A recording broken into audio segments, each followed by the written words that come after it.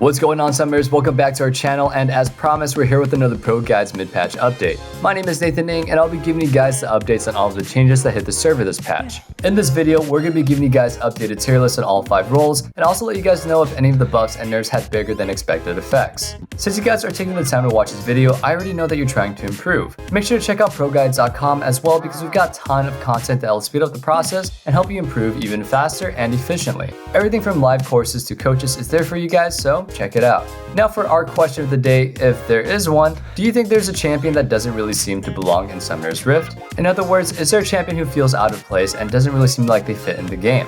Personally, I feel like Udyr doesn't really belong right now, and I'm not just talking about his character model, I'm talking about his playstyle. The game has evolved so much since his origins, and it feels like every other champion is capable of so much, while Udyr has been left in the dust. Hopefully he gets some love soon, but I want to know what you guys think. Make sure to leave them in the comment section so I can read them. And with that being said, let's go ahead and jump into the content.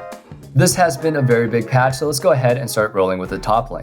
It's not a coincidence here, the top lane has the least amount of changes this patch, so our analysts were pretty close to getting things right in the top lane. We only have a couple of changes that we've made since last week, but let's go ahead and follow up on the balance changes first.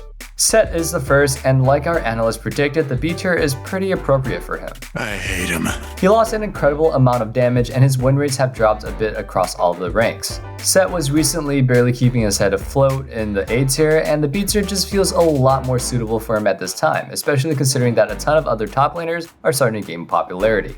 Fiora's buff was pretty insane, and our analysts didn't really feel like she had any room left to move up in the tier list. I succeed. Her Q's cooldown was reduced, and that is a huge deal because it helps her play more aggressively as well as make clutch escapes way more often. At the very moment, she's definitely very strong and honestly somewhere on the OP side, but we're working very hard to make sure that she's not cluttering the OP tier for you guys. We want to keep it exclusive, and our analysts are very picky about who they want to place there. However, in cases where Darius and Shen are banned or already picked anyway, you can definitely consider Fiora a champion who can compete at the top. Although our tier lists aren't ordered, we specifically will denote Fiora as top of the S tier, as a single balance change or meta shift could easily push us to swap her out for one of the OP picks. Jax's buff was nice, as well as his E's cooldown was reduced in the early game and his win rate actually went up 0.5% in high elo. Surprise! Overall, he managed to climb into positive territory, so we know that those buffs definitely got the job done, and he'll be staying in the S tier. Now for our changes to the tier list, we've got a few to cover. First up, we moved Volibear from A to B tier. Another coward! His nerfs this patch have done a number to him in the top lane as well as the jungle, and our analysts underestimated the effect a little bit and are making necessary adjustments right now. Next, Hecarim is now an S tier pick. While our analysts heavily speculated his rise to the power of the jungle, they didn't really anticipate the extra movement speed on his E would affect his top lane win rate significantly. Surprisingly, Hecarim actually holds the highest win rate in high elo for the top lane, but we can't really say he's worthy of an OP tier yet just because of his incredibly low play rate, so the numbers might be skewed a little bit. There are probably just as many unplayable matchups as the ones that are playable for his opponents, so we'll tentatively place him in the S tier for now. Singe was moved down to the A tier as well, as various meta shifts have pushed a lot of Singe's favorable matchups down to the top lane, and now he's a little bit weaker. Akali received a minor buff that actually caused her win rate to skyrocket, and we moved her all the way up to the A tier as well. Let's go. 5 damage on her Q and a swap damage type on her E actually increased her win rate by 2%. Honestly, pretty crazy, and it would have been basically impossible to have predicted this level of impact. To wrap things up, our OP picks are Darius and Shen, while the S tier consists of Fiora, Garen, Jax, Urgot, Nasus, Maokai, Camille, and Hecarim. And that's going to be covering our top lane changes, so let's go ahead and move on to the jungle.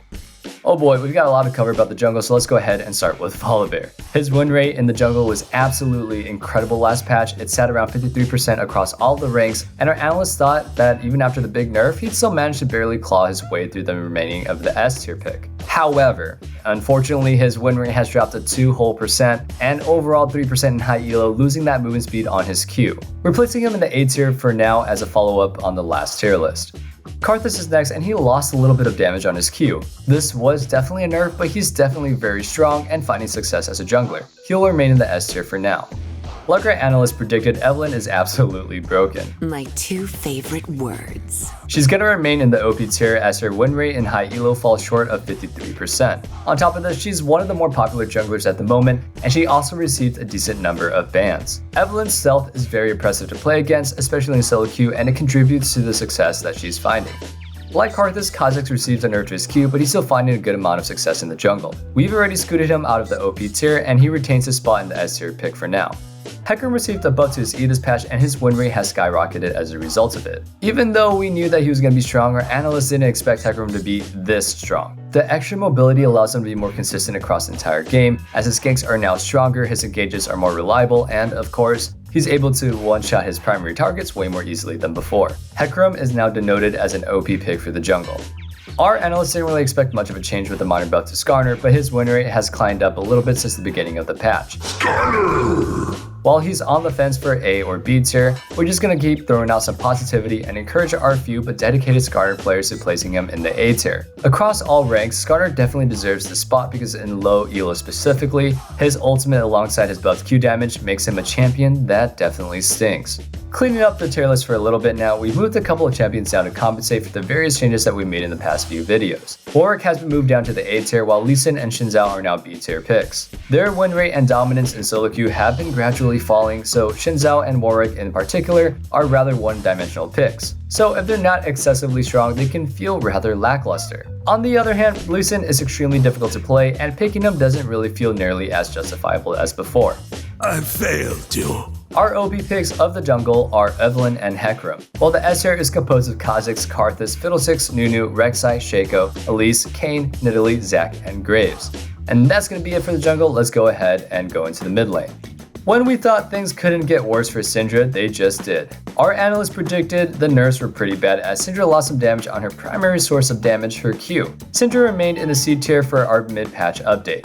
Next is Nocturne. Although he received a nerf, he's quite powerful in the mid lane. Darkness. His play rate has dropped significantly, however, and it seems like a lot of players have jumped ship since he lost a little bit of sustain. For those of you guys who are curious, Nocturne's win rate is still at 53% in high elo, but because of his low play rate, we're on the fence about moving him back into the S tier. We've gone ahead and done that, but it definitely feels like Nocturne is currently walking a very thin tightrope in this placement.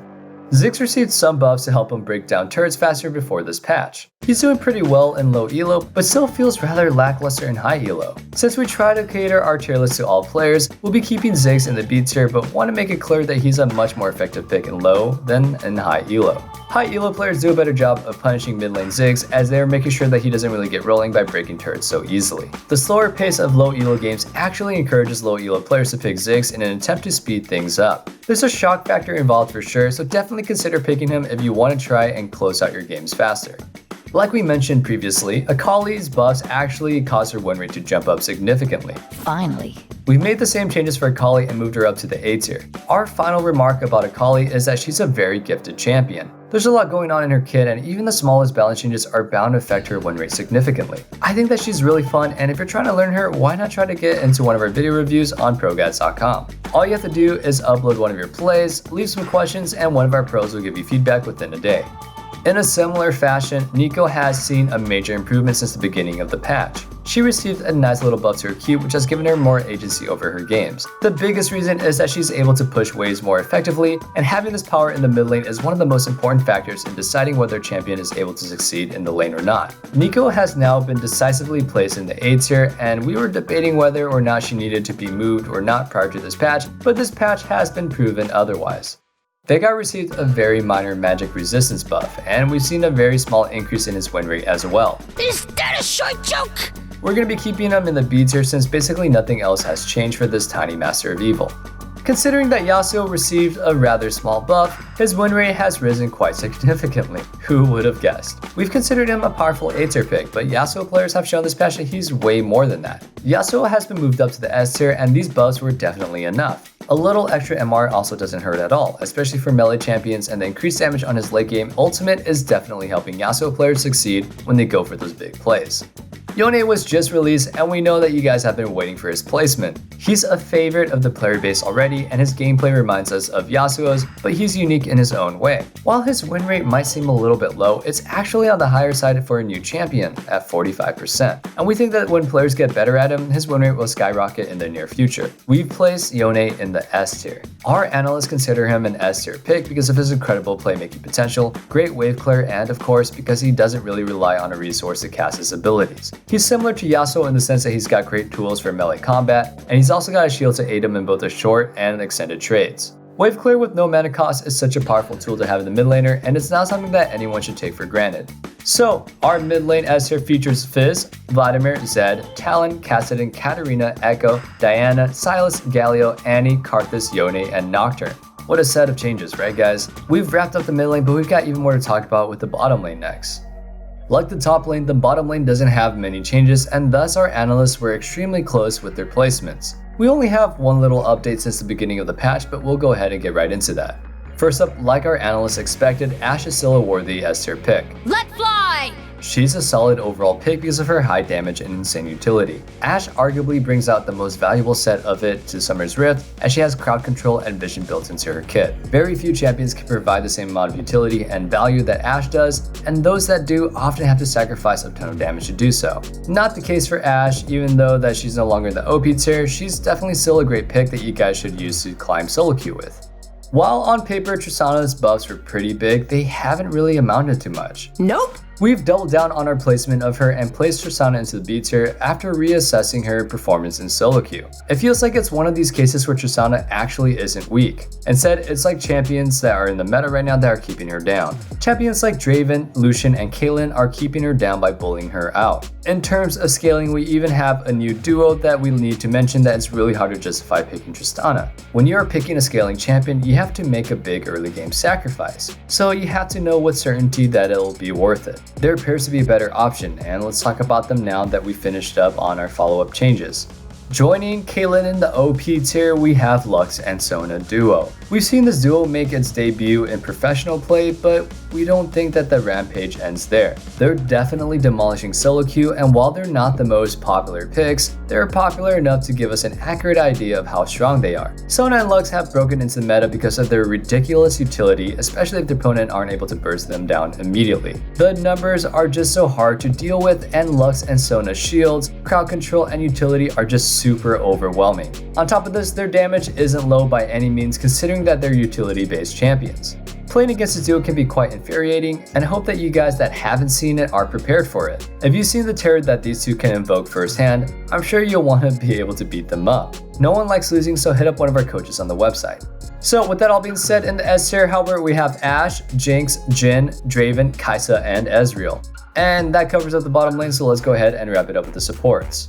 First up, let's go ahead and talk about Karma. Our analysts knew that she was taking a big hit, but still overvalued her at the beginning of this patch. As an adjustment, they moved her down yet another tier in the C tier. The increased cooldown on her Q as well as the mana increased cost have made it much more difficult for her to have the same impact as before. In terms of utility, it also feels like we have better options at the moment, and aside from her being a power flex pick, it feels like Karma is rather outclassed at the moment. Bard's nerfs to his tankiness and sustain definitely took a toll on him, but he's still strong enough to be considered an S tier pick. This is probably because he deals a ton of damage, and of course his playmaking potential is absolutely insane. Nautilus is in a similar situation with Karma. Left to die. We moved him down a tier but didn't move him down enough. Again, we are readjusting his placement and putting him in the B tier. Our analysts knew for sure that nerfing his shield, even if it's only by a small amount, would significantly make him weaker as a pick. Nautilus doesn't really hold the same amount of pressure in lane as he did before, and it's not because he's not tanky, but he just doesn't deal as much sustained damage. His commanding presence isn't as prominent as before, but he's still a justifiable pick as he has incredible lockdown. Morgana received a buff, but we kept her in the S tier. Into the dark! We were actually going to move her up into the OP tier, but that placement has already been taken over by Lux and Sona. Her win rate has risen significantly this patch after shaving off a couple of seconds off of her Q's cooldown. It's a pretty powerful ability. Scratch that, it is one of the most powerful abilities, and also one of the most annoying to get hit by. Getting hit by it spells almost certain death for the victim, and it's pretty hard to refute this. More Morgana Qs mean more random solo Q deaths. It also means that she's a little bit stronger during the laning phase, and thus she feels much stronger in this patch than before. The final change was to Rakan. In spite of a rather big buff to his ultimate, his win rate only rose about 0.25% this patch, so we'll be keeping him in the A tier for now and give him the greatest honor that we can bestow upon him. And that title is a champion with a ton of potential. We'll have to wait and see whether or not it's ever tapped into, but just don't sleep on Rakan. Finally, let's go ahead and talk about the other changes. First, Lulu has moved down to the S tier from the OP tier because of Lux and Sona. While they are a strong duo, both of these champions have been finding success in other lanes as well. Picking one immediately creates a dual lane threat, but even if the enemy tries to deny it, they work fine just as standalone picks. There's just simply way too much value in having these champions on your team, whether you have one of them or the pair. Finally, Yuumi has been moved up to the A tier as in the past few patches, various aggressive supports have been nerfed, and well, Yuumi's also been buffed. Utility and scaling is way more viable than before, and Yuumi is definitely a champion that thrives in that sort of meta. Perfect, right? Because she definitely has a place in this game. Our OP picks for supports are Lux and Sona, followed in the S tier by Lulu, Blitzcrank, Senna, Soraka, Bard, Thresh, Morgana, Nami, Janna, Leona, and Alistar. And that's going to be concluding our video for 10.16 mid-patch update. Thank you guys so much for watching. I just wanted to say that I personally appreciate your support for our channel. If you find these kinds of videos helpful, it'd make me really happy if you guys would subscribe to our channel and also check out ProGuides.com, where we've got a lot of content that we've been talking about. Regardless though, we're always glad that we can help you guys out and wish you guys the best of luck on Summoner's Rift. Until next time guys, I hope you guys stay safe, I hope you guys stay healthy, and you have a wonderful day. Peace.